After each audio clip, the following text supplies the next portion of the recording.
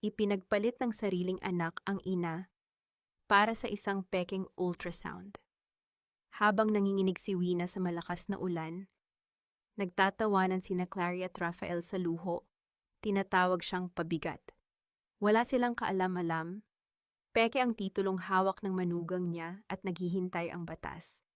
Pinunasan ni Wina ang luha, tapos na ang pagiging martir. Hanggang saan ang kayang lunukin ng isang ina bago siya tuluyang lumaban. Honestly girls, hindi naman talaga ako buntis, that ultrasound. Gawa-gawa ko lang yon para makuha ko ang pera ng matandang yon. At bukas na bukas din, palalayasin ko na ang pabigat na yan sa pamamahay ko. Sa labas ng maliit na siwang ng pinto, nanigas ang buong katawan ni Wilhelmina. Tumutulo ang malamig na ulan mula sa kanyang manipis na damit, pababa sa kanyang panginginig na mga binti. Nakayakap ng mahigpit sa kanyang dibdib ang isang kahon ng espesyal na bibingka. Mainit pa ito, binili mula sa kahuli-hulihang baryang kinita niya sa buong maghapong pagpapaypay ng uling sa gilid ng simbahan. Pilit siyang umuwi sa gitna ng malakas na bagyo, hindi inalintana ang lamig at putik, dahil natatakot siyang magutom ang manugang niyang naglilihi. Isang matalim na kirot ang gumuhit sa lalamunan ni Wina. Namanhid ang kanyang mga daliri hanggang sa hindi na nito makayanan ang bigat ng kahon. Bumagsak ang bibingka sa putikan, kasabay ng pagkadurog ng kanyang pagkatao. Ang pagkaing binalot niya ng may buong pagmamahal ay unti-unting nilamon ng maruming tubig. Hindi man lang niya ito magawang pulutin. Wala siyang maramdaman kundi ang isang uri ng panlalamig na tila umihiwa sa kanyang mga buto, bumubura sa lahat ng alaalang inalay niya para sa pamilyang ito. Bumukas ng maluwang ang pinto. Bumungad ang nakataas na kilay ni Clary, nakahalokip-kip habang suot ang mamahaling damit. Kasunod niya ang inang si Doña Belinda na humihigop pa ng mainit na kape mula sa paboritong tasa ni Wina. Walang gulat sa mga mata ng mag-ina, tanging matinding pandidiri na tila nakakita sila ng basurang nagkalat sa kanilang harapan. "Nandyan ka pala, balae. Mabuti naman at narinig mo na." Walang gatol na wika ni Belinda habang tinitingnan si Wina mula ulo hanggang paa. "Matanda ka na, Wina. Nakakasira ng feng shui ang presensya mo sa negosyo ng mga bata. Have some hiya naman. Kung talagang mahal mo ang anak mo, magkukusa ka ng umalis para hindi ka nagiging pabigat sa kinabukasan nila." Walang awang inihagis ni Belinda ang isang itim na plastic bag patungo sa putikan. Bumukas ito at nagkalat ang mga lumang damit ni Wina sa basang semento. Ang paboritong kumot na tinahipan ng kanyang yumaong asawa ay mabilis na nilubog ng ulan. Mula sa likuran ng mga babae, lumabas si Rafael. Hawak nito ang isang baso ng mamahaling alak, ang mga balikat ay nakayuko. Tumingin si Wina sa kanyang nag-iisang anak. Umusbong ang isang munting kislap ng pag-asa sa kanyang basag na puso. Naghihintay na kahit isang beses sa buhay ng anak niya ay maging lalaki ito at ipagtanggol ang kanyang ina.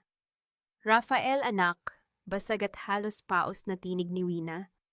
Nilamon ng ingay ng bagyo. "Ulan sa labas. Saan pupunta ang mama?" Umiwas ng tingin si Rafael. Tumingin siya sa sahig na tila nandoon nakasulat ang kasagutan sa kanyang kaduwagan. Humakbang siya paatras, nagtatago sa likod ng asawa. "Ma, intindihin niyo na lang po si Clary. Para sa amin din naman to. Kailangan namin ng sariling buhay. Magbus na lang muna kayo pauwi sa probinsya." Dahan-dahang umatras si Rafael pabalik sa loob. Walang kislap ng awa. Sumara ang pinto. Naiwan ang matibay na kandado na tuluyang naghiwalay sa ina at sa anak na inialay niya ang buong buhay. Nakaluhod si Wina sa malamig na putik. Pinulot niya ang nadurog na bibingka gamit ang nanginginig na mga kamay. Walang luha na lumabas sa kanyang mga mata dahil inubos na ito ng sakit na walang katumbas na salita. Sumasabay ang pagpatak ng ulan sa manhid niyang paghinga. Habang pilit niyang tinitipon ang kanyang mga basang damit, isang nakakabinding liwanag mula sa headlight ng sasakyan ang tumapat sa kanya.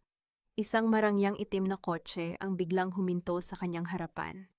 Saan ba nagkamali ang isang ina upang magluwal ng isang duwag na kayang isara ang pinto sa mismong nagbigay sa kanya ng buhay? Ang marangyang itim na kotse ay huminto.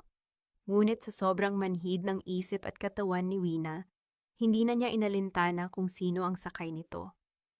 Tumayo siya, bitbit ang basang plastic bag na naglalaman ng kanyang buong nakaraan at naglakad palayo sa kalsadang iyon na dati niyang tinatawag na tahanan. Hinihila niya ang kanyang mga paa sa bawat paghakbang sa baha, tila isang kaluluwang tinakasan ng liwanag, hanggang sa dalhin siya ng kanyang mga pagod na tuhod sa labas ng simbahan ng Quiapo. Madilim at walang tao sa paligid. Nakasara na ang malalaking pintuan ng simbahan. Bumagsak si Wina sa malamig na semento, sa mismong sulok kung saan araw-araw siyang nagpapaypay ng uling para sa kanyang bibingka. Dito niya iginugol ang kanyang lakas upang buhayin ang isang anak. Nasa huli ay itatapon lamang siya na parang basag na baso. Ipinikit niya ang kanyang mga mata. Hinahayaang yakapin siya ng lamig ng hangin. Isang mainit at tuyong kumot ang biglang bumalot sa kanyang nanginginig na mga balikat. Tumingala si Wina at nakita ang maamong mukha ni Sister Adela, isang madring kilala sa pag-aalaga ng mga nawalan ng tirahan sa paligid ng simbahan. Walang anumang pagtatanong sa mga mata nito, tanging dalisay na awa at pag-unawa. Dahan-dahang inalalayan ng Madre si Wina patungo sa isang maliit na pasilidad sa likod ng kumbento, kung saan may malamlam na liwanag at amoy ng kumukulong sabaw. Sa loob ng silungan, may ilang matatandang natutulog sa mga higaan. Ngunit sa isang madilim na sulok, nakuha ng atensyon ni Wina ang isang humihikbing boses. Isang batang ina, si Lina, ang nakayuko habang yakap-yakap ng mahigpit ang kanyang sanggol na nag-aapoy sa lagnat. Basang-basa rin ang mga damit nito, bakas ang labis na takot at pangungulila. Tila inabando na rin ng mundong dapat sana'y magpoprotekta sa kanya. Inabutan ni Sister Adela si Wina ng isang mangkok ng mainit na sabaw. Ang bango nito ay nagdala ng pansamantalang ginhawa sa kanyang sikmura, ngunit nang marinig niya ang iyak ng bata, tila may bumasag sa matigas na yelo sa kanyang dibdib. Tiningnan niya ang kanyang nanginginig na mga kamay. Ang mga kamay na ito ang nag-alaga kay Rafael noong sanggol pa ito. Ang mga kamay na iginapang ang pamilya sa kabila ng hirap. Nawalan man siya ng anak na mapagmahal, hindi kailanman nawala ang kanyang pagiging ina. Lumapit si Wina kay Lina.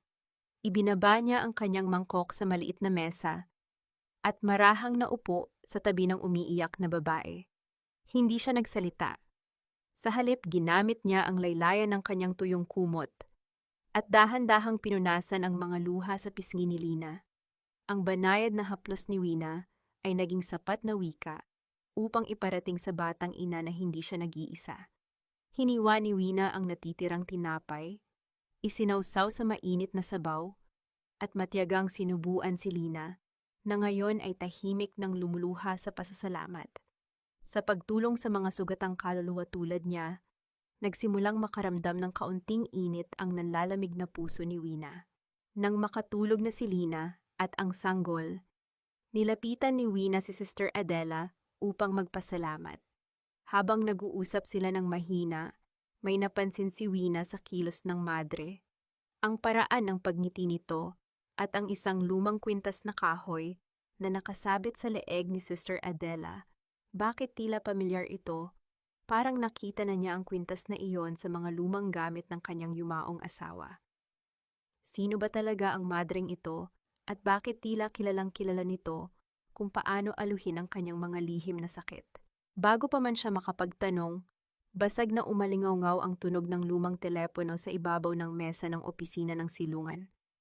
Sa kalaliman ng gabi at sa lakas ng ulan sa labas, ang tunog nito ay tila nagdadala ng isang mahalagang balita. Sinagot ito ni Sister Adela. Kumunot ang noo ng madre, tila nagugulat sa boses na narinig mula sa kabilang linya. Dahan-dahang lumingon si Sister Adela at tinitigan si Wina ng may seryosong ekspresyon. Wina, may naghahanap sa'yo. Isang attorney Esteban ang nasa linya. Paano nalaman ng isang abogado kung nasaan siya? At bakit siya hinahanap nito sa gitna ng gabi? Hindi mapakali si Rafael. Pabalik-balik siya sa paglalakad sa harap ng nakasarang pinto habang pinakikinggan ang hagupit ng hangin at buhos ng ulan sa labas. Nakakuyom ang kanyang mga kamao, binabagabag ng imahe ng kanyang ina na basang-basa at nakaluhod sa putikan. Nang akma niyang bubuksan ang seradura upang sundan si Wina, mabilis na humarang si Clary. "Stop it, Raph! Nakakahilo ka! Nag-iinarte lang ang mama mo para makonsensya tayo!" Mataray na wika ni Clary habang pinipindot ng mabilis ang screen ng kanyang telepono. "Saan naman pupunta yon? Babalik din yon kapag nagutom siya. Let her learn her lesson na hindi umiikot ang mundo sa mga lumang paniniwala niya." Lumapit si Doña Belinda, inaayos ang pagkakasukbit ng kanyang paboritong perlas sa leeg. Tinapik niya ang balikat ng manugang ng may nagkukunwaring pag-aalala. "Tama ang asawa mo, iho. Kung hahabulin mo ang mama mo, iisipin niya na tama ang ginagawa niyang pag-ako sa lahat ng desisyon dito sa bahay. Paano na kayo ni Clary? Paano na ang clinic na magbibigay ng magandang future sa magiging anak niyo? Bilang haligi ng tahanan, kailangan mong maging matigas. Huwag mong hayaang sirain ng isang matanda ang pangarap ng sarili mong pamilya."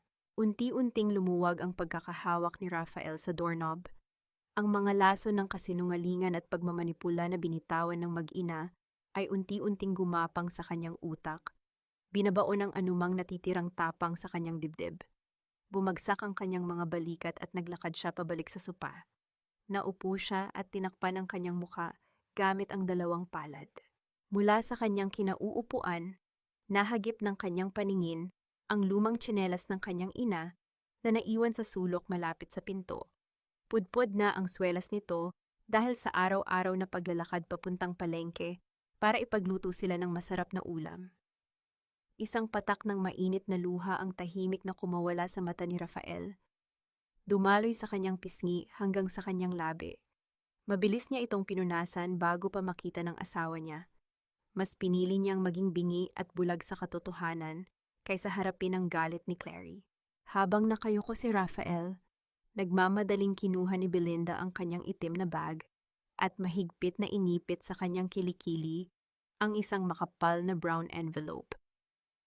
Walang paalam na binuksan nito ang pinto at sumugod sa labas habang umaambon, nagbubulong-bulong na kailangan niyang maabutan ng isang taong mahalaga bago pa magbukas ang mga opisina. Sa kabilang bahagi ng lungsod, dahan-dahang iminulat ni Wina ang kanyang mga mata. Tumigil na ang ulan. Ang unang sinag ng araw ay dahan-dahang pumapasok sa maliit na bintana ng silungan. Nagbibigay ng gintong kulay sa malamig na sahig. Walang nag-uutos sa kanya na bumangon para magluto. Walang boses ng manugang na nagrereklamo sa timpla ng kape. Tiningnan niya si Lina na mahimbing pang natutulog. Yakap ang anak na ngayon ay normal na ang temperatura. Isang kakaiba at malalim na kapayapaan ang bumalot sa dibdib ni Wina. Sa unang pagkakataon sa loob ng maraming taon, huminga siya ng malalim at naramdaman niyang pag-aari niya ang hangin na pumapasok sa kanyang baga. Nagsimula nang bumitaw ang mga kadenang itinali niya sa kanyang sarili dahil sa maling paniniwala na ang halaga ng isang ina ay nasusukat sa walang hanggang pagtitiis. Ngunit ang tahimik na umagang iyon ay hindi naranasan sa bahay na iniwan niya. Isang malakas at formal na pagkatok ang umalingaw-ngaw mula sa gate ng mga almazan, pumutol sa pananahimik ni Raphael. Isang tinig ng estranghero ang pumasok mula sa labas, naghahanap sa awtorisadong kinatawan ng tahanan. Sumilip si Raphael sa bintana at nakita ang isang lalaking nakapormal na uniforme, may hawak na isang selyadong dokumento. Narinig niyang binanggit ng lalaki ang salitang notice of eviction. Isang matinding kaba ang biglang sumuntok sa dibdib ni Raphael, kasabay ng mabilis at nakakabinging pagtibok ng kanyang puso. Bumukas ang pinto ng maliit na opisina ni Sister Adela. Pumasok ang isang matandang lalaki na pormal ang pananamit. May dalang makapal na leather briefcase at nababakas ang mahabang karanasan sa kanyang maamong muka. Tumayo si Wina mula sa pagkakaupo, bahagyang nanliit dahil sa kanyang suot na kupas na damit, at tinitigan ang estranghero. Kumunot ang kanyang noo, sinusubukan halukayin sa kanyang alaala ang pamilyar na hugis ng mga matang iyon. "Esteban, ikaw ba yan?" Mahinang tanong ni Wina, hindi makapaniwala. Ngumiti ang matandang abogado at dahan-dahang tumango. "Matagal na kitang hinahanap, Wina. Kung hindi pa nakita ng isang paralegal ko, ang pangalan mo sa listahan ng mga tinulungan ng parokyang ito, baka hindi na kita inabutan. Pinaupo ni Esteban si Wina at inilabas ang mga dokumento mula sa kanyang bag. Inilatag niya sa mesa ang isang pamilyar na papel, isang lumang blueprint ng isang maliit na makina. Nanginginig ang mga daliri ni Wina nang haplusin niya ang pamilyar na kumpas ng pirma ng kanyang asawa sa ibaba ng papel. Ramdam niya ang init ng pagmamahal na tila hindi kailanman nawala sa kabila ng paglipas ng panahon. Ang imbensyon ng asawa mo, Wina, panimula ni Esteban. Seryoso ngunit may kislap ng tagumpay sa boses. Nabili na ng isang malaking kumpanya ang patent nito para sa kanilang bagong proyekto. Bilang legal na asawa, may malaking royalty fund na naghihintay para sa'yo. Hindi mo na kailangang magbenta ng bibingka sa kalsada. May sapat na pera ang asawa mo para buhayin ka ng komportable hanggang sa pagtanda. Isang mapait na ngiti ang sumilay sa mga labi ni Wina. Ibinaba niya ang kanyang kamay mula sa papel. Huli na ang lahat para dyan, Esteban. Wala na akong karapatan kahit sa sarili kong buhay. Ibinigay ko na ang bahay namin kina Rafael at Clary. Kanila na yon para sa kinabukasan nila. Wala na akong babalikan. Bumuntong hininga ng malalim si Esteban. Tinitigan niya ng diretso si Wina, tila binabasa ang lalim ng kalungkutan nito.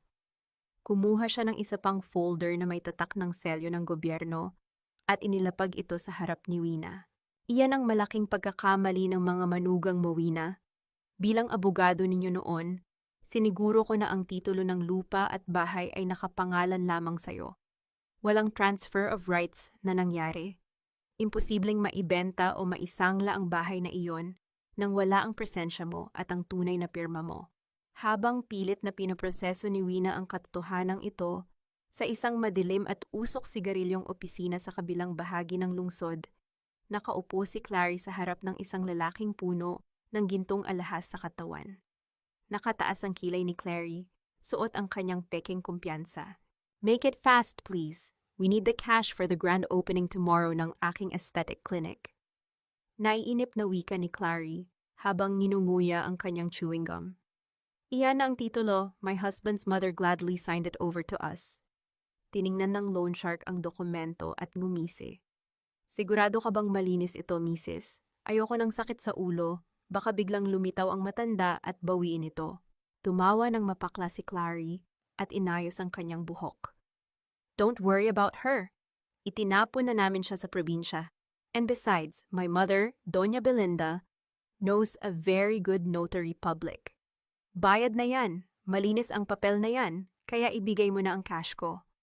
Lingid sa kaalaman ni Clary, ang kanyang kayabangan ay unti-unti nang nagbubunyag ng sariling bitag.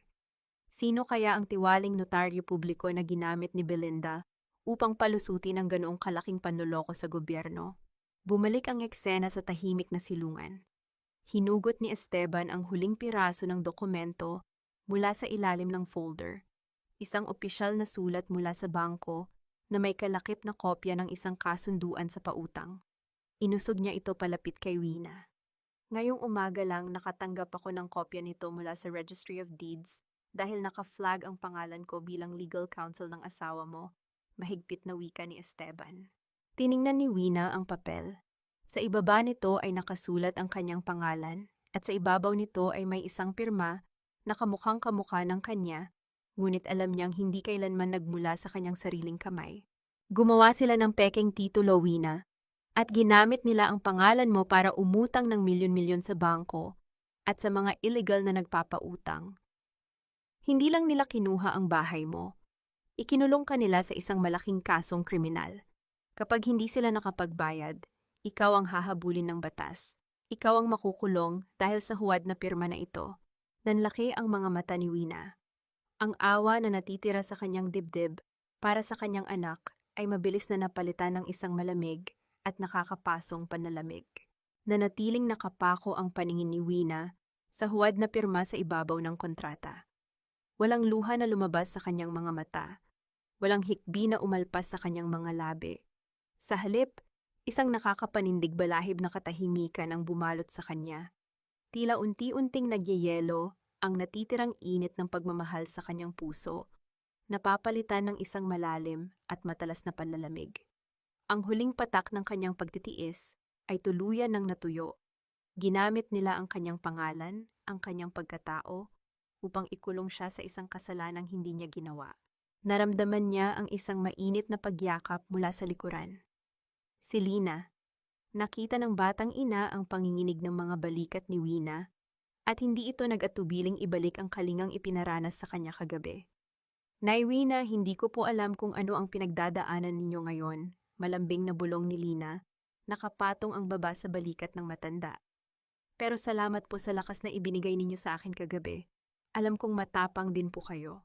Ang mga salitang iyon, ang tuluyang bumasag sa mahinang bersyon ni Wina. Dahan-dahan siyang kumawala sa yakap ni Lina. Tumayo siya ng tuwid. Itinaas niya ang kanyang nanginginig na mga kamay, dahan-dahang inayos ang kanyang magulong buhok, at pinunasan ang mantsa ng putik sa kanyang pisngi. Itinaas niya ang kanyang muka. Sa simpleng paggalaw na ito, tuluyan niyang ibinaon ang anino ng isang martir na palaging nakayuko. Muli siyang naging si Wilhelmina Almazan, isang babaeng may dangal, may asawang nag-iwan ng pamana, at may karapatang ipagtanggol ang sarili. Humarap si Wina kay Don Esteban nang may bagong kislap ng determinasyon sa kanyang mga mata. Hindi ko hahayaang angkinin nila ang pinaghirapan ng asawa ko, Esteban. At lalong hindi ako makakapayag na makulong ako dahil sa kasakiman nila. Ano ang kailangan nating gawin? Isang tipid at matalim na ngiti ang sumilay sa labi ng matandang abogado. Binuksan niya ang kanyang briefcase at inilatag ang isang sunod-sunod na legal na hakbang. Kukuha tayo ng temporary restraining order at freeze order mula sa korte ngayong hapon. Ipapasara natin ang lahat ng account na gumagamit ng pangalan mo. Kasabay nito, ihahain natin ang reklamo para sa forgery at estafa laban kay Clary at sa ina niya. At higit sa lahat, Wina, babawiin natin ang bahay mo gamit ang isang notice of eviction na hindi nila maaaring takasan. Habang pinopinal na ni Wina at Esteban, ang malamig nilang plano sa loob ng silungan, isang kakaibang tensyon naman ang bumabalot sa labas ng bahay ni Clary. Sa di kalayuan ng kalye, may isang itim na van na tahimik na nakaparada. Sa loob nito ay may 3 lalaking nakasuot ng maiitim na jacket. Walang kurap na nagmamasid sa bagong gawang karatulan ng clinic sa gate ng mga Almazan. Bakit nagmamanman ang mga lalaking ito? At sino ang nagpadala sa kanila? Ang bangko o ang mapanganib na sindikatong inutangan ni Clary? Pabalik sa opisina ni Sister Adela, kinuha ni Don Esteban ang kanyang tablet at ipinakita ang isang video na nagte-trend sa social media. Tinitigan ito ni Wina. Sa screen makikita si Clary na nakasuot ng kumikinang na damit, naglalakad sa mismong sala ng bahay na pinundar ni Wina. Puno ng artipisyal na bulaklak at mamahaling kagamitan ng paligid. Hello, beautiful people! I am so excited to announce the grand opening of my luxury aesthetic clinic tomorrow. Matinis at marteng sigaw ni Clary sa camera, habang ipinapakita ang hawak na baso ng champagne. This is a dream come true, funded by sheer hard work and family love. Ibinalik ni Esteban ang tablet kay Wina. Bukas na ang opening nila, Wina. Handa ka na bang umuwi? Hindi sumagot si Wina. Nanatili lamang ang kanyang malamig na mga mata sa nakakapasong ngiti ni Clary sa screen. Hinihintay ang pagdating ng bukas. Sa loob ng bahay na inangkin ni Clary, unti-unti nang nababasag ang ilusyon ng karangyaan. Nagkalat ang mga nakabukas na kahon ng mumurahing gamit sa sala na pilit pinagmukhang mamahalin para sa gaganaping grand opening. Nagwawala si Clary, padabog na ibinabagsak ang mga throw pillow sa kaniyang bagong biling sofa. Mommy, nasaan na yung mga laser machines? The grand opening is tomorrow. Ubus na yung cash na nakuha natin kay Mr. Chua. Paano tayo magbubukas kung puro palamuti lang ang laman ng klinik ko? Lumapit si Doña Belinda, pilit na pinapanatili ang kanyang pekeng tindig ng pagiging isang donya. Ngunit habang inaayos niya ang malaking perlas sa kanyang leeg, hindi niya maitago ang bahagyang panginginig ng kanyang mga daliri. Ang takot ay palihim na gumagapang sa ilalim ng kanyang makapal na makeup. Calm down, Clary. Don't ruin your beauty. Malamig na utos ni Belinda habang hinahawakan ng mahigpit ang braso ng anak. Huwag kang magpahalata na wala na tayong pera. Gagamitin natin ang grand opening bukas para pilitin ang mga mayamang amigas mo na mag-invest or mag-down payment sa mga packages. Pagdating sa utang natin sa labas, ako na ang bahalang kumausap sa loan shark. Just smile and act rich until you become truly rich. Bago pa man makasagot si Clary, pumasok si Rafael mula sa kusina, namumutla at nanginginig ang kamay habang hawak ang isang nakabukas na sobre mula sa bangko. Nabasa niya ang bahagi ng babala tungkol sa isang malaking loan at ang hinihinging karagdagang beripikasyon sa pirma ng kanyang ina. Clary, ano tong sulat mula sa bangko? Bakit may notice tungkol sa milyon-milyong utang na nakapangalan kay Mama? At bakit may question sa pirma niya? Nanginginig na tanong ni Rafael. Mabilis na hinablot ni Clary ang papel at pinunit ito sa harapan ng asawa. Ang kanyang mga mata ay nanlilisik sa galit. Are you seriously questioning me right now, Rafael? Nagpapakamatay ako sa stress para mabigyan ng magandang buhay ang magiging anak natin, tapos gagawin mo akong sinungaling? Para sa pamilya natin ito. Kung hindi dahil sa diskarte ko, habang buhay tayong magtitiis sa amoy ng uling at bibingka sa bahay na to. Tiningnan ni Rafael ang asawa, naghahanap ng katotohanan, ngunit natabunan ng takot. Ang salitang pamilya at anak ay muling naging matibay na kadena na pumulupot sa kanyang leeg. Imbes na ipaglaban ang karapatan ng kanyang ina at alamin ang totoo, yumuko siya. Tumalikod si Rafael at naglakad palayo, mas piniling maging bingi at bulag upang iwasan ang gulo, habang patuloy na niloloko ni Clary ang kanyang asawa sa isang tahimik na silid ng husgado, hawak na ni Don Esteban ang makapal na dokumentong magtatapos sa lahat ng kasinungalingan. Tiningnan ng matandang abogado ang pulang selyo ng korte sa ibabaw ng papel. Ito ang official na freeze order, lahat ng account, lahat ng transaction, at ang mismong operasyon ng clinic ay opisyal ng paralisado ng batas. Wala nang kawala ang mga huwad na donya. Pabalik sa tahanan ng mga almazan, nakatingin si Clary sa screen ng kanyang telepono, kinakagat ang kanyang kuko. Pabulong niyang tinatanong sa sarili kung darating ba ang mayamang ninong na ipinangako niyang magbibigay ng malaking pondo para isalba ang kulang na budget sa opening. Ngunit ang katahimikan ng kanilang pag-asa ay biglang binasag ng isang marahas at nakakabinging paghampas sa pintuan ng kanilang gate. Hindi ito katok ng isang bisita. Ito ay malalakas at mabibigat na kalampag na yumanig sa mga dingding ng bahay. Sumilip si Belinda sa bintana at halos mawalan ng kulay ang kanyang mukha nang makita ang tatlong malalaking lalaking nakasuot ng itim na jacket, may mga matatalim na tingin, at pilit na binubuksan ang kanilang tarangkahan. Dumating na ang mga tauhan ng sindikatong inutangan ni Clary upang maningil ng dugo ang interes. Maagang gumising si Wina.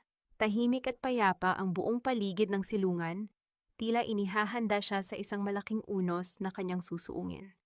Mula sa isang lumang aparador, dahan-dahang inilabas ni Sister Adela ang isang maayos na nakatuping damit at inabot ito kay Wina.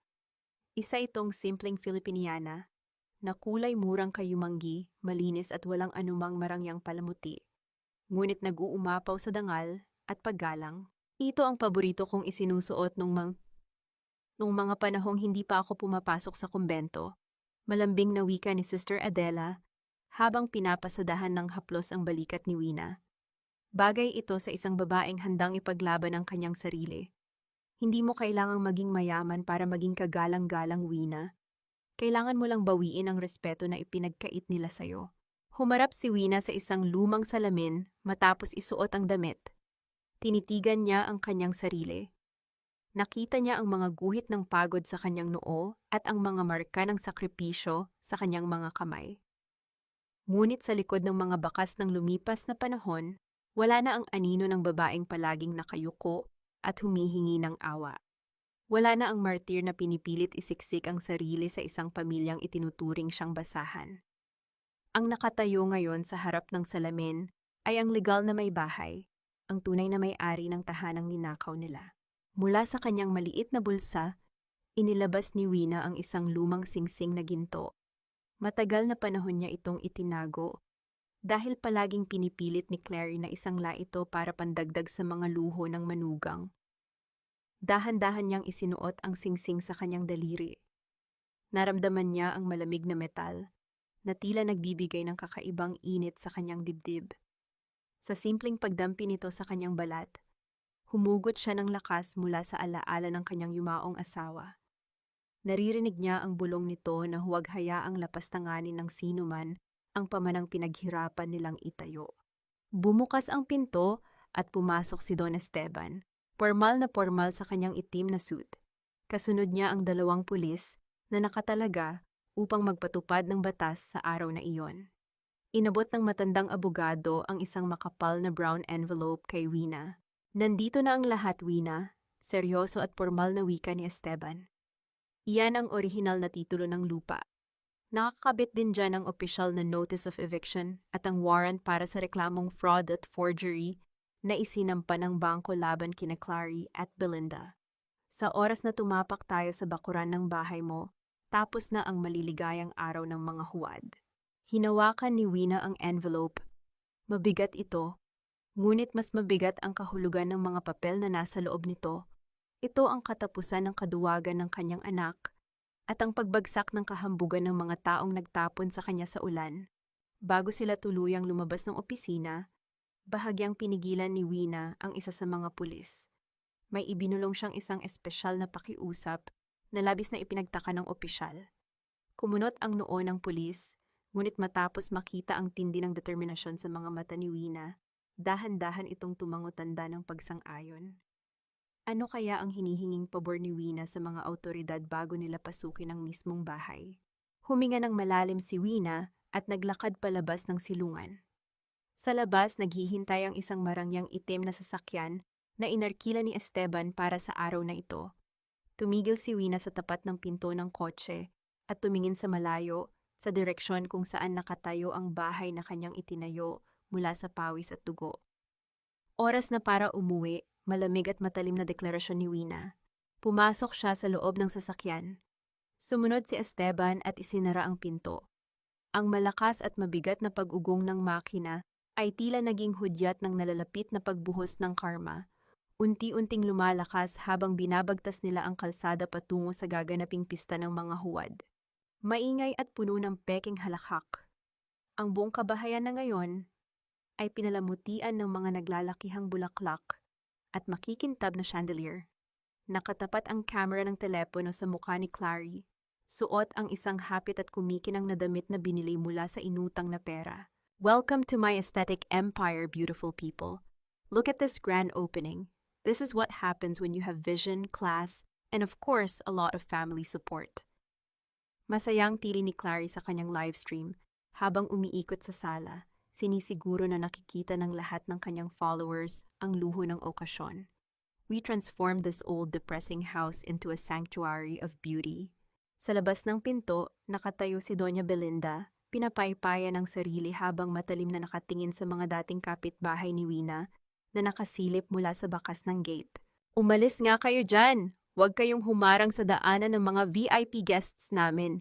Baka dumikit pa ang amoy ng isda sa mga mamahaling sasakyan nila. Maarteng bulyaw ni Belinda.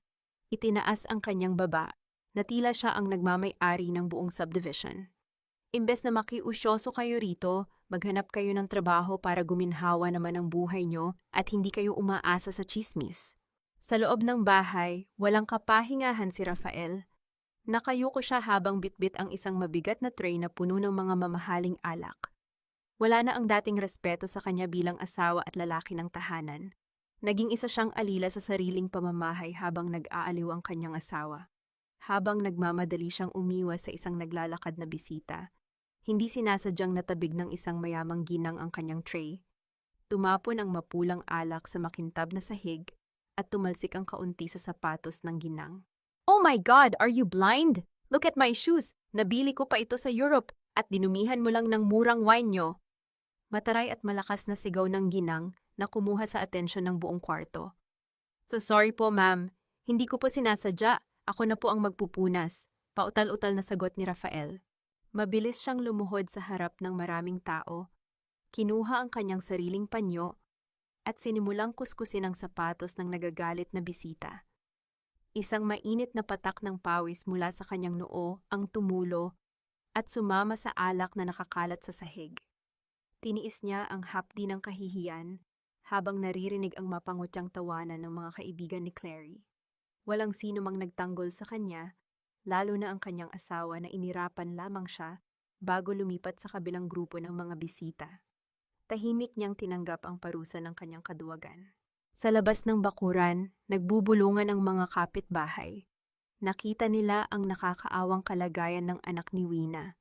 Inaalala nila kung nasaan na kaya ang matanda na palaging nagbibigay ng libreng bibingka sa kanila at kung bakit hinahayaan ni Rafael na tratuhin siyang parang isang utusan ng pamilyang iyon.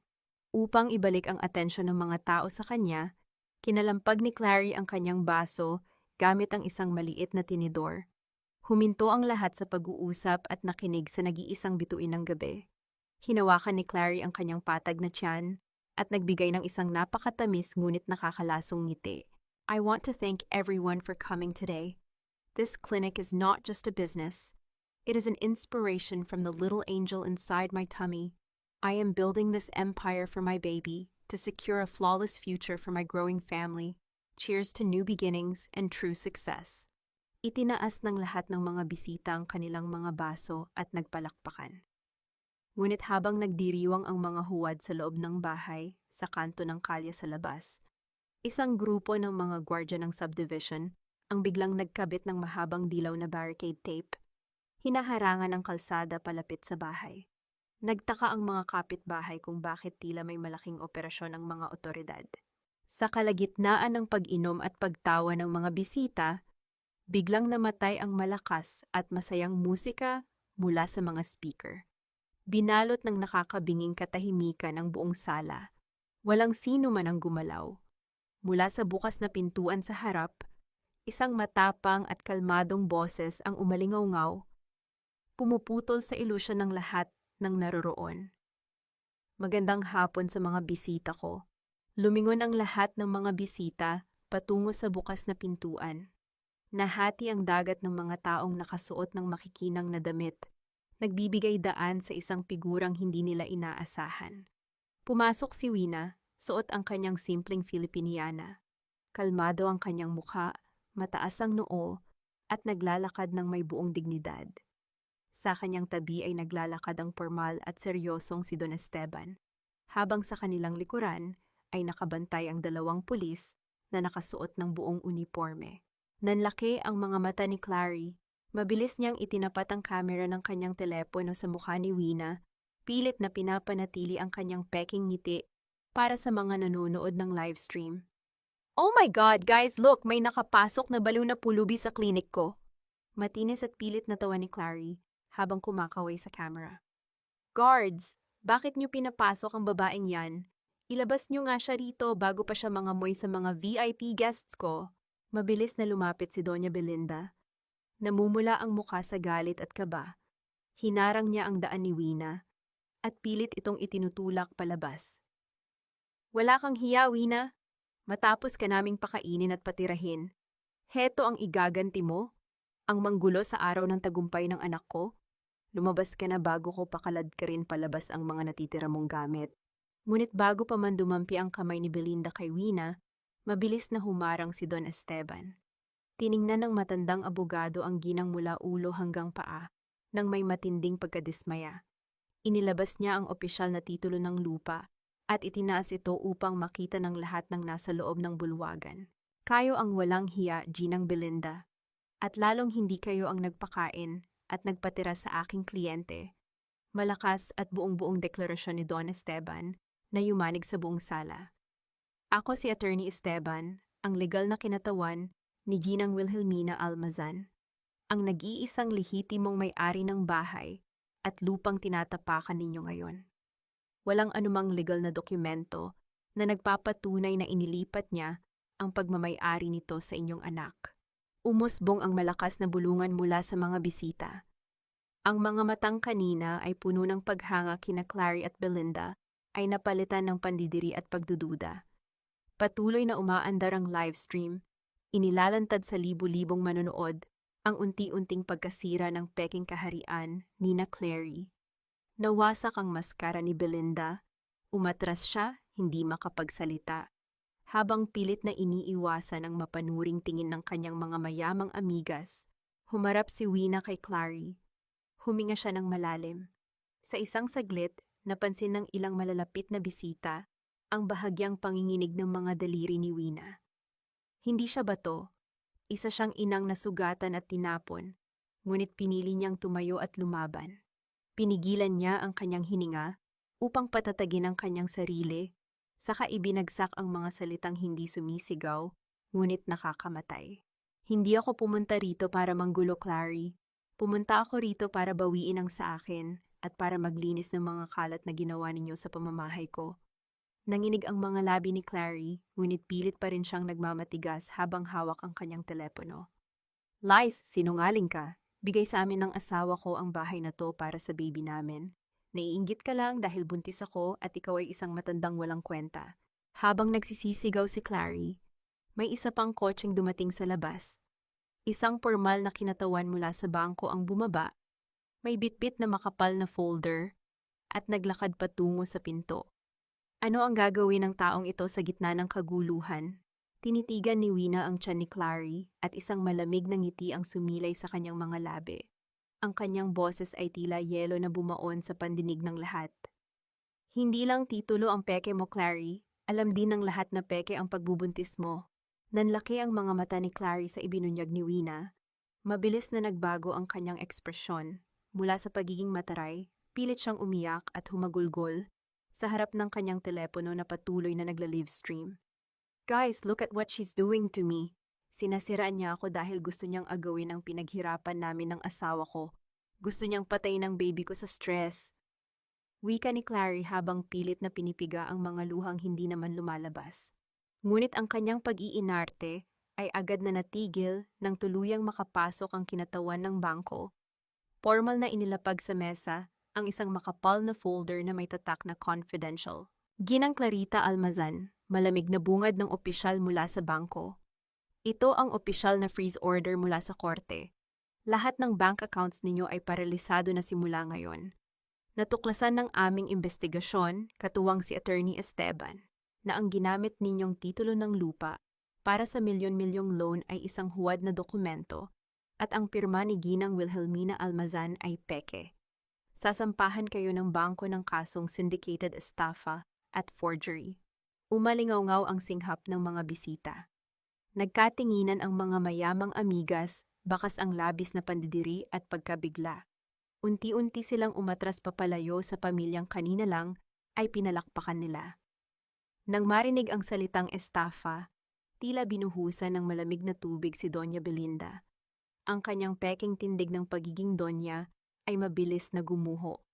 Nang subukang hawakan ni Clary ang kanyang braso upang humingi ng kakampi, mabilis na lumayo si Belinda, tila nandidiri sa sariling anak. "Huwag mo akong idawit dyan, Clary!"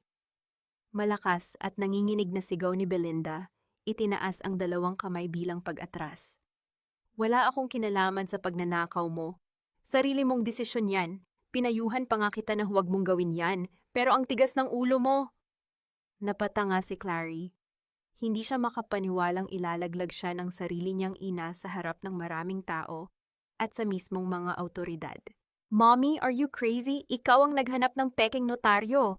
Ikaw ang nagturo sa akin na nakawin ang bahay na to." Ganting sigaw ni Clary, tuluyan nang nawalan ng kontrol, habang pilit na inaabot ang ina na patuloy na umaatras patungo sa pinto. Sa gitna ng pagbabatuhan ng sisi ng mag-ina, dahan-dahang tumayo si Rafael mula sa kanyang pagkaluhod. Hawak pa rin niya ang maruming panyo na ginamit niyang pamuna sa sapatos ng bisita. Tinitigan niya si Clary. Ang kanyang mga mata ay puno ng pagkalito, sakit, at unti-unting pagkamulat. "Clary?" Basag ang boses ni Rafael, hinihingal na tila nawawalan ng hangin. "Totoo ba? Peke ang titulo? Peke ang baby natin?" Inis na lumingon si Clary kay Rafael. Umuusok sa galit dahil sa pagka-corner sa kanya. "Oo, peke ang baby. Ginawa ko yon para mapaalis natin ang pabigat mong ina na walang ginawa, kundi amoy ulingin ang bahay natin. Ginawa ko yon para yumaman tayo, Rafael, dahil napakaduwag at napakahina mong lalaki." Ang mga salitang iyon ay parang mga punyal na sabay-sabay na ibinaon sa dibdib ni Rafael. Ang dahilan kung bakit niya ipinagtabuyan ang kanyang nag-iisang ina sa gitna ng bagyo, ang dahilan kung bakit tiniklop niya ang kanyang dangal at nagpaalila sa asawa, lahat ng iyon ay isang malaking kasinungalingan. Wala siyang ipinaglaban, at mas malala, ipinagpalit niya ang tunay na pagmamahal ng ina para sa isang ilusyon. Lumapit ang mga pulis. Kinuha nila ang mga malamig na posas mula sa kanilang baywang at mahigpit na ikinabit ito sa mga pulso ni na Clary at Belinda. Nagpupumigla si Clary, sumisigaw, at nagmumura habang kinakaladkad palabas ng bahay na pinangarap niyang angkinin. Si Belinda ay tuloy-tuloy na humahagulgol, nakayuko upang itago ang kanyang mukha mula sa mga kamera ng mga nag-uusyusong kapitbahay na ngayon ay nakapasok na sa bakuran upang saksihan ang kanilang pagbagsak. Tuluyan nang naghiwa-hiwalay ang mga bisita, iniwan ang bahay na puno ng mga peking palamuti at makalat na sahig.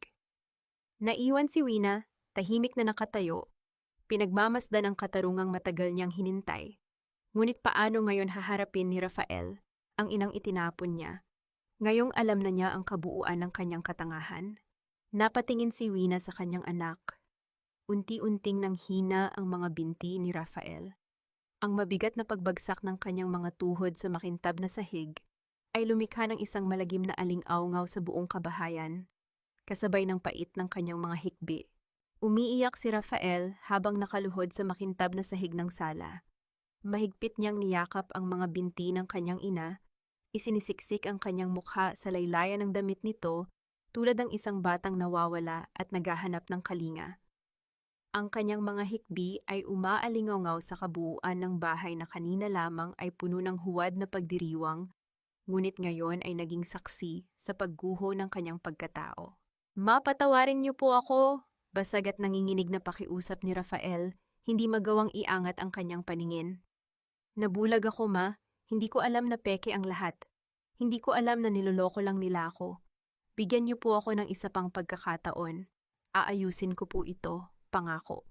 Nanatiling tahimik si Wina. Tinitigan niya ang tuktok ng ulo ng kanyang nag-iisang anak. Sa bawat paghikbi ni Rafael, ramdam niya ang kirot sa kanyang dibdib.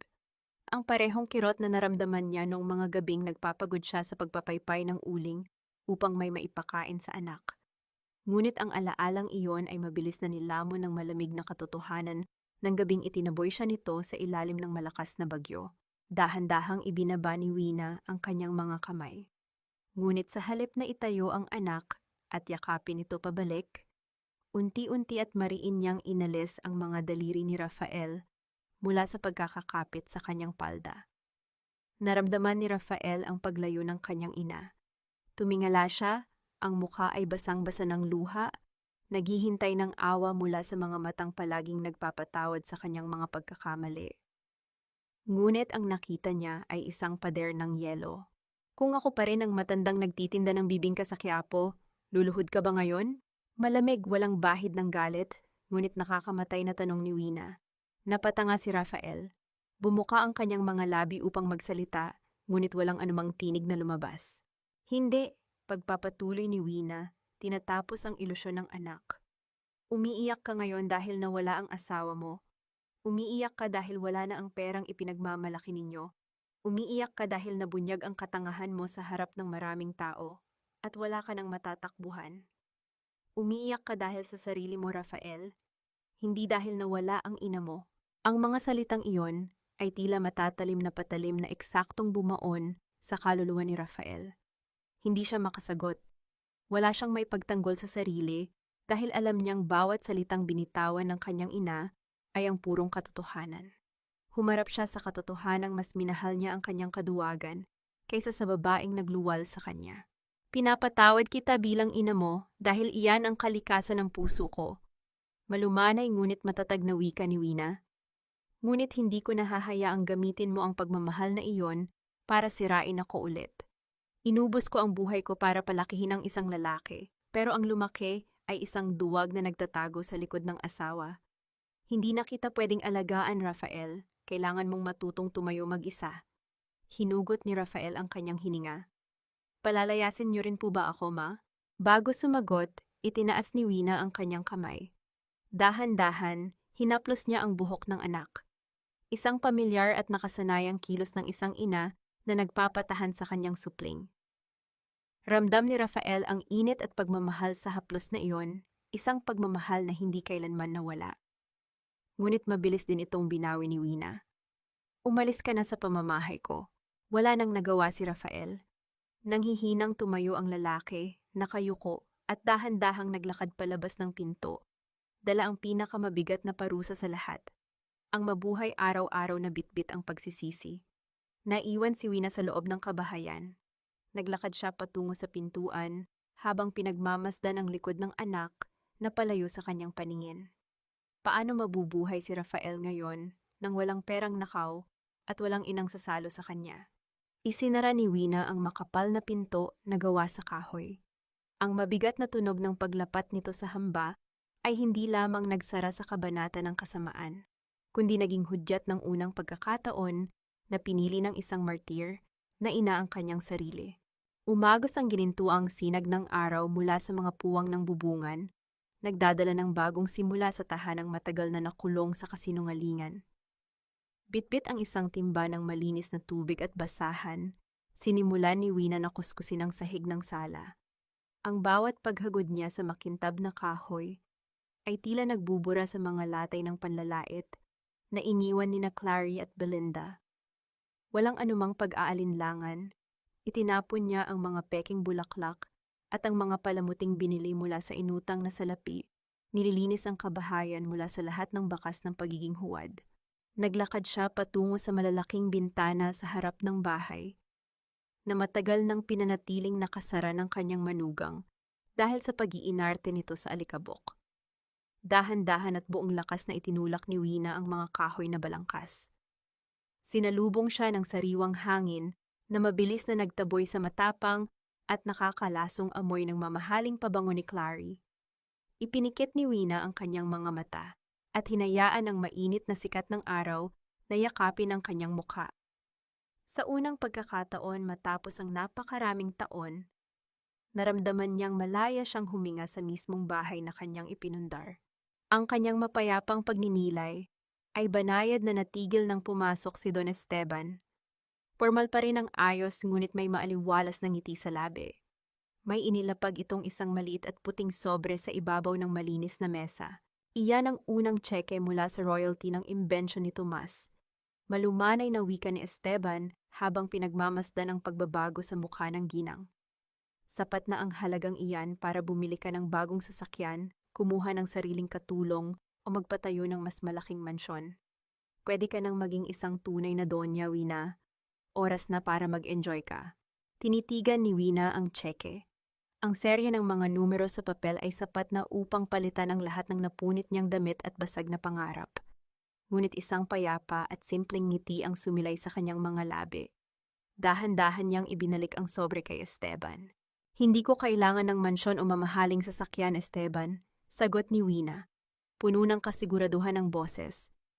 Ang pagiging donya ay para lamang sa mga taong kailangang magtago ng kanilang kahinaan sa likod ng pera. Natutunan ko na hindi pera ang magbibigay ng halaga sa isang ina. Kumunot ang noo ng matandang abogado, bagamat nababakas ang paghanga sa kanyang mga mata. Kung ganoon, anong gusto mong gawin sa pamanang ito? Inilibot ni Wina ang kanyang paningin sa malawak at maaliwalas na sala. Gusto kong palakihin ang bahay na ito, Esteban. Hindi para sa akin, kundi para sa mga babaeng itinapon ng sarili nilang pamilya. Gusto kong gawin itong silungan para sa mga inang tulad ni Lina, mga babaeng nawalan ng boses at nakalimutan ng kanilang sariling halaga. Walang ina ang dapat matulog sa ulan. Tumango si Esteban, ramdam ang bigat at ganda ng layunin ng matanda. Aayusin niya ang mga papeles upang gawing isang formal na foundation ang tahanang ito.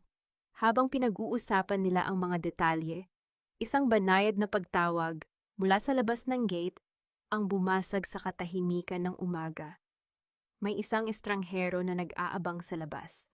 Sino kaya ang bibisita sa kanya, gayong alam ng buong subdivision na katatapos lamang ng isang malaking iskandalo sa bahay na yon? Naglakad si Wina patungo sa bukas na pintuan. Bumungad sa kanya ang isang pamilyar at maamong mukha. Nakatayo si Lina kasama si Sister Adela. Maaliwalas ang mukha ng batang ina at sa kanyang mga kamay ay may bitbit siyang isang malaking bayong na puno ng sariwang dahon ng saging, uling at galapong. Nay Wina, nanginginig ngunit puno ng pag-asang wika ni Lina. Pwede po ba ninyo akong turuang gumawa ng bibingka? Sa isang masikip at maalinsangang pampublikong salon, sa kabilang dako ng bayan, walang bakas ng pagiging donya sa hitsura ni Clary. Ang kanyang mga kamay na dati puno ng mamahaling alahas at palaging may bagong manicure, ay ngayon ay nakababad sa maruming tubig na may matapang na amoy ng asido. Nakaluhod siya sa malamig na tile habang pilit na kinukuskus ang madilaw-dilaw na inodoro, hinihingal at pinagpapawisan upang makabayad sa interes ng perang inutang niya para makapagpiyansa. Ano ba, Clarita? Nagmamaganda ka na naman dyan. Binabayaran kita para maglinis, hindi para tumunganga. Umalingaw-ngaw ang matinis na sigaw ng matabang may-ari ng salon, sabay tapon ng isa pang maruming basahan sa mismong harapan ni Clary. Wala ka na sa mansyon kaya bilis-bilisan mo ang pagkuskus mo dyan kung gusto mong makakain mamayang gabi. Kinagat ni Clary ang kanyang ibabang labi hanggang sa halos magdugo ito. Pilit niyang pinipigilan ang pagtulo ng kanyang mga luha. Subukan man niyang sumagot gamit ang kanyang mataray na Ingles, alam niyang wala na siyang boses at kapangyarihan. Nilamon na siya ng sarili niyang ambisyon. Hindi rin nalalayo ang mapait na anihan ng kanyang ina. Sa tapat ng isang marangyang subdivision, nakatayo si Doña Belinda sa ilalim ng matinding sikat ng araw. Wala na ang kanyang mga peking perlas at makapal na make-up. Pilit niyang hinaharang ang paglabas ng sasakyan ng isa sa kanyang mga dating mayamang amigas. Nang bahagyang bumaba ang bintana ng kotse, mabilis na lumapit si Belinda. Mare, parang awa mo na, pautangin mo naman ako. Kahit kaunti lang, pambili lang ng gamot at pang-down sa abogado. Nagmamakaawa at nanginginig na wika ni Belinda. Nakalapat ang dalawang palad sa labas ng bintana ng kotse. Isang matalim at pandiring irap lamang ang isinukli ng kanyang dating kaibigan. Huwag mo akong matawag-tawag na Mare, Belinda. Nakakahiya ang ginawa niyo sa manugang mong matanda. Baka manakawan mo pa ako ng titulo ng bahay. Driver, umalis na tayo rito bago pa ako mahawaan ng kamalasan ng babaeng yan. Mabilis na umarangkada ang sasakyan, tumalsik ang maruming tubig mula sa kalsada, at dumikit sa kupas na damit ni Belinda. Naiwan siyang nakatayo, kinakain ng matinding kahihiyan, habang pinagtitinginan ng mga gwardya ng subdivision na dati sinusungitan niya. Walang makakatakas sa tindi ng batas ng karma. Samantala, sa maingay at maputik na palengke ng Quiapo, buong lakas na pinapasa ni Rafael ang isang sako ng bigas. Ang kanyang balat ay sunog na sa araw, at ang kanyang mga damit ay basang-basa ng pawis at dumi. Bawat mabigat na hakbang niya ay katumbas ng pagsisisi na unti-unting dumudurog sa kanyang kaluluwa. Wala na ang asawang nagmamanipula sa kanya. Ngayon, ang buhay mismo ang nagpaparusa sa kanyang kaduwagan. Tahimik niyang tinatanggap ang bawat utos at bulyaw ng kanyang mga amo, hindi nagrereklamo, tila pinaparusahan ang sarili. Nang maibaba niya ang sako sa isang bodega, napahinto si Rafael upang punasan ang kanyang mukha. Sa kabilang hilera ng mga tindahan, nakita niya ang isang matandang babaeng nakayuko, hirap na namimili ng mga murang prutas. Ang hubog ng balikat ng matanda ay pamilyar na pamilyar. Naalala niya kung paano ganoon din kapagod ang kanyang ina tuwing umuuwi ito mula sa palengke upang ipagluto siya ng paborito niyang ulam na hindi niya kailanman napasalamatan. Isang tahimik ngunit mainit na luha ang tumakas mula sa kanyang mga mata, humalo sa pawis sa kanyang maruming pisngi.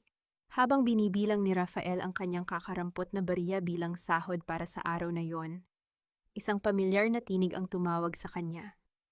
Isang dating kapitbahay nila mula sa subdivision ang nagkataong bumibili ng isda malapit sa kanyang pwesto. Rafael, ikaw ba yan? Diyos ko, ang laki ng ipinayat mo, usisa ng kapitbahay, habang pinagmamasdan ng kanyang maruming anyo. Bago pa man makasagot si Rafael, nagpatuloy ito. Balita ko, pinapaayos ng nanay mo ang bahay niyo. Mag-isa siyang nagpapagawa ng mataas na bakod at nagpapalawak ng garahe. Ang daming ginagawa. Hindi mo ba siya tutulungan? Susubukan kaya ni Rafael na bumalik sa bahay na iyon upang manghingi ulit ng tulong at awa? O sapat na ba ang kanyang natutunan upang manatili sa kalsada? Isang matinding kaba at malalim na panibagong lungkot ang bumalot sa dibdib ni Rafael habang mahigpit na pinipisil ang mga barya sa kanyang palad. Ang malamig na hangin ng madaling araw ay sinabayan ng tahimik. Nakaluskos ng walis tingting sa semento. Bago pa man sumikat ang araw at magising ang mga tao sa subdivision, isang anino ang matiyagang nagwawalis ng mga tuyong dahon sa labas ng bakuran ng bahay ng Sampaguita. Si Rafael, sa kabila ng pagod mula sa pagbubuhat ng kargamento kinahapunan, pinili niyang gamitin ang natitirang oras upang palihim na maglingkod sa tahanang hindi na sa kanya. Walang anumang pag-aangkin sa kanyang mga kilos. Dahan-dahan niyang inayos ang tumutulong tubo sa gilid ng garahe.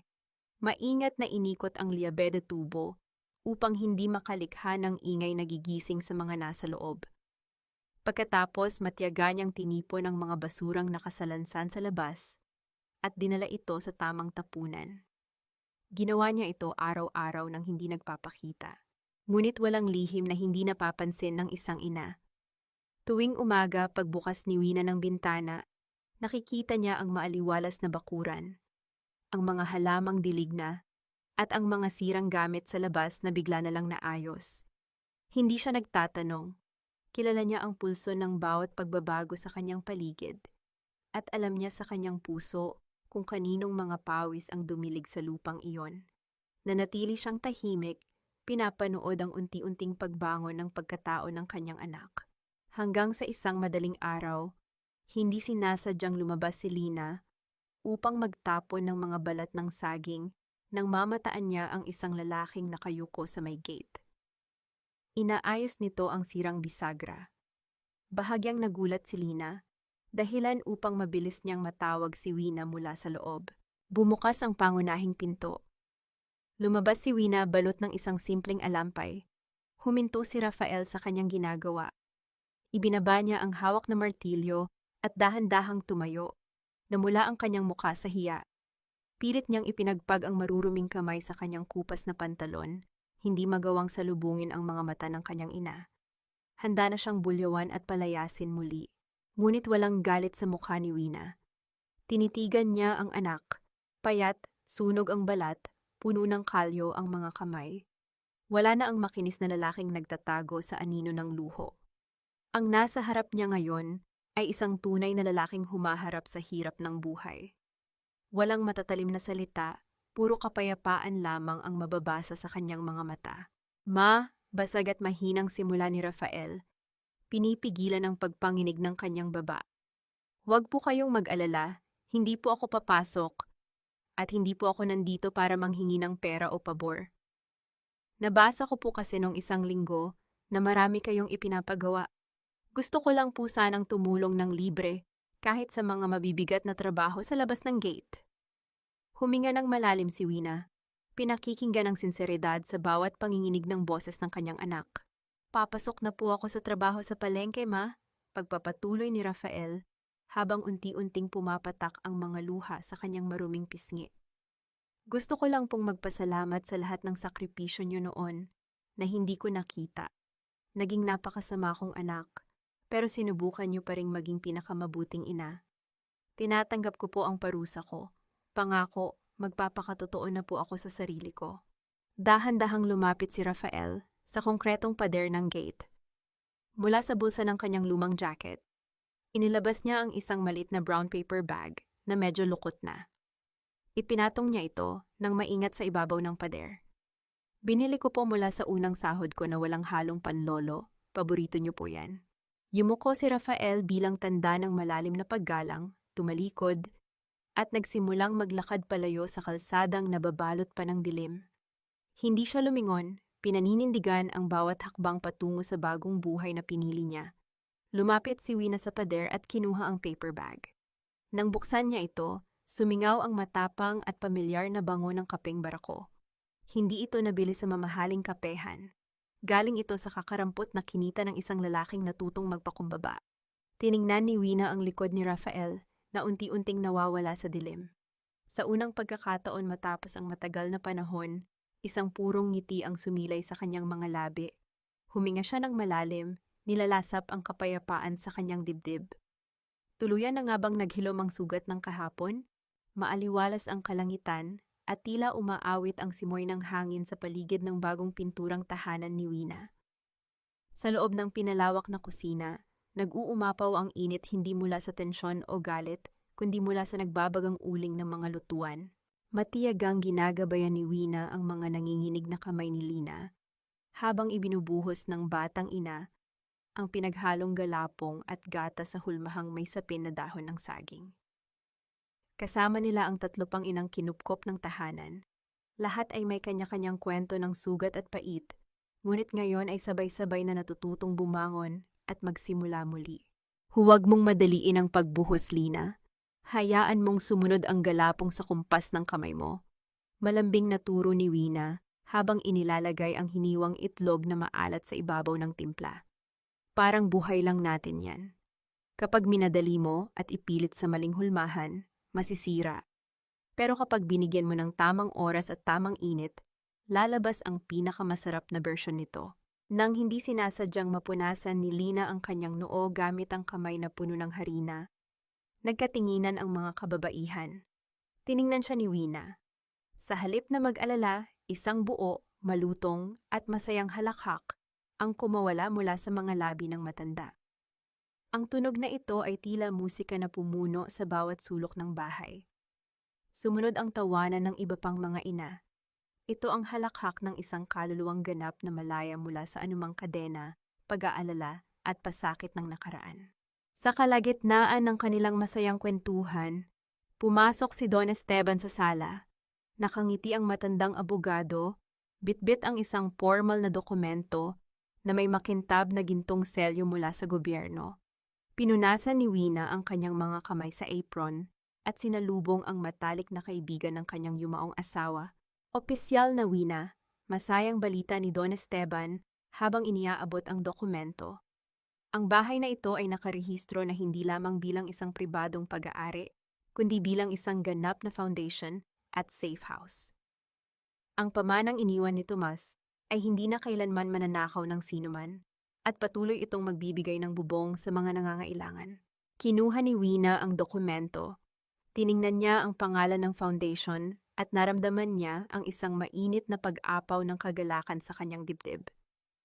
Naglakad si Wina palabas ng pinto patungo sa harapan ng gate. Bitbit ang isang inukit na karatula na gawa sa matibay na kahoy. Sa tulong ni Don Esteban at ng mga kababaihan, isinabit niya ito sa itaas ng tarangkahan kung saan madaling makikita ng lahat ng dadaan. Umatras ng kaunti si Wina upang basahin ang mga letrang nakaukit dito, Bahay ng Sampaguita. At sa ilalim ng pangalan ay may nakasulat na isang simpleng paalala. Ang tunay na pamilya ay ang mga pumipili sa'yo. Pagsapit ng hapon, dinala ng hangin ang pamilyar at nakakagutom na bango ng bagong lutong bibingka palabas sa buong subdivision. Naamoy ito ng mga dumadaang kapitbahay. Ngunit sa pagkakataong ito, hindi ito amoy ng sakripisyong pilit na ginagawa ng isang inang nagmamakaawa para sa atensyon at pagmamahal ng kanyang anak. Ang halimuyak ng bibingka at mga sariwang bulaklak ng sampagita ay naging amoy ng tagumpay, pag-asa at kapayapaang hindi kailanman mabibili ng salapi. Lumipas ang ilang taon. Ang dating tahimik at malungkot na kabahayan ay napuno ng kulay at buhay.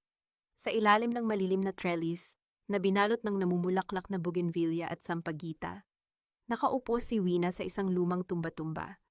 Ipinikit niya ang kanyang mga mata habang dinarama ang banayad na simoy ng hangin sa takip silim. Sa ibabaw ng maliit na mesa sa kanyang tabi ay may isang mainit na tasa ng kapeng barako. Hindi siya ang bumili nito. Tuwing unang araw ng buwan, may iniiwan na isang simpleng balot ng kape sa ibabaw ng pader ng gate. Walang nakasulat na pangalan, walang hinihinging kapalit, at walang katok na nanggagambala. Alam niya kung kaninong mga kamay na puno ng kalyo ang nag-iwan nito. Napatawad na ba niya si Rafael? Oo, buong-buo at walang natitirang galit sa kanyang puso. Ang galit ay isang mabigat na bagahe na matagal na niyang ibinaba. Ngunit natutunan din niya ang pinakamahalagang aral sa pag-ibig. Ang pagpapatawad ay hindi nangangahulugan ng pagkalimot sa mga hangganan. Minamahal niya ang kanyang anak mula sa malayo. Hinahayaan itong panday ng sariling dangal gamit ang sariling pawis.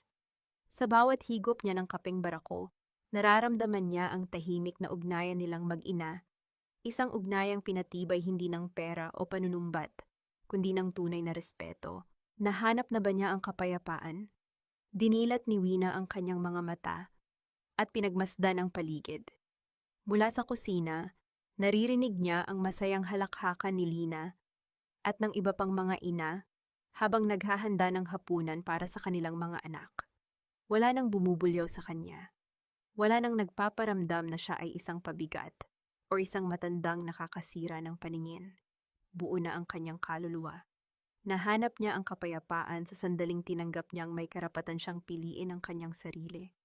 Ang pag-ibig na matagal niyang iginigiit sa mga taong hindi nakakakita ng kanyang halaga ay ibinuhos niya sa mga taong tunay na nangangailangan nito. At sa pagbuhos niyang yon, hindi siya naubos. Bagkus, lalo siyang napuno. Isang malalim na hininga ang pinakawalan ni Wina, kasabay ng isang matamis na ngiti. Ang buhay ay tila isang bibingka na niluluto sa ibabaw ng nagbabagang uling. Dadaan ka sa matinding init. Masusunog ang ilang bahagi ng iyong pagkatao. Huhusgahan ka ng mga taong hindi nakakaintindi sa proseso ng iyong pagtitiis. Ngunit sa huli, ang apoy na akala mo ay tutupok sa iyo ang siya palang magbibigay sa iyo ng lakas, tatag at halaga. Ang pagiging ina ay isang sagradong tungkulin, ngunit hindi ito isang sumpa ng walang hanggang pagiging martir. Hindi ka isang pabigat dahil tumanda ka. Ang tunay na pabigat sa mundong ito ay ang kasakiman at ang kawalan ng utang na loob. Habang dahan-dahang lumulubog ang araw, itinaas ni Wina ang kanyang tasa ng kape. Wala siyang pinagsisihan. Sa ilalim ng bubong ng bahay ng Sampaguita, ipinagdiriwang niya ang pinakamagandang pamana na maiiwan ng isang babae. Ang pagpapatunay na kaya niyang muling buuin ang kanyang sarili mula sa mga basag na piraso ng kahapon.